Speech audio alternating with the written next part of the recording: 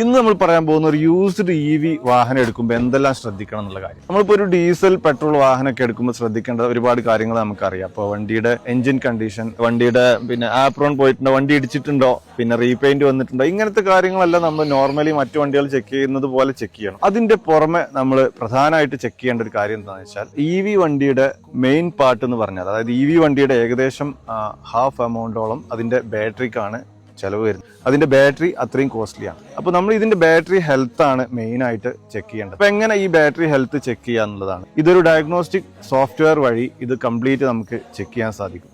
ഇതൊരു authorised service സെന്ററിലോ അല്ലെങ്കിൽ ഇതുമായി ബന്ധപ്പെട്ട് വർക്ക് ചെയ്യുന്നവരുടെ അടുത്ത് പോയി കഴിഞ്ഞാൽ ഇതിന്റെ സോഫ്റ്റ്വെയർ വെച്ചിട്ട് ഇതിന്റെ കംപ്ലീറ്റ് ബാറ്ററി നമുക്ക് ചെക്ക് ചെയ്യാൻ സാധിക്കും. അപ്പൊ ഈ ഡയഗ്നോസ്റ്റിക് സോഫ്റ്റ്വെയർ വെച്ചിട്ട് ബാറ്ററിയുടെ കപ്പാസിറ്റി എത്രയുണ്ട്, അതായത് എല്ലാ ബാറ്ററി സെല്ലുകളും ഈക്വൽ പെർഫോമൻസ് ആണോ, ഏതെങ്കിലും സെല്ലുകൾ വീക്ക് ഉണ്ടോ എന്നുള്ള കാര്യങ്ങളെല്ലാം നമുക്ക് ഈ സോഫ്റ്റ്വെയർ വെച്ചിട്ട് ചെക്ക് ചെയ്യാൻ സാധിക്കും.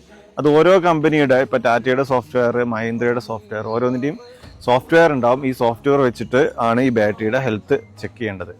ബാറ്ററിയുടെ ഹെൽത്ത് ചെക്ക് ചെയ്ത് അത് 100% ആണെന്നുണ്ടെങ്കിൽ മാത്രമാണ് നമ്മൾ ആ വണ്ടി എടുക്കാൻ പാടുള്ളൂ. അപ്പോൾ കൂടുതൽ ഇത് ചെക്ക് ചെയ്യാനായിട്ടൊക്കെയുള്ള സോഫ്റ്റ്വെയറും അതുമായി കൂടുതൽ ഡീറ്റെയിൽ അറിയണമെങ്കിൽ താഴെ ഞാനൊരു നമ്പർ കൊടുക്കുന്നുണ്ട്, അതിൽ കോൺടാക്ട് ചെയ്യാം.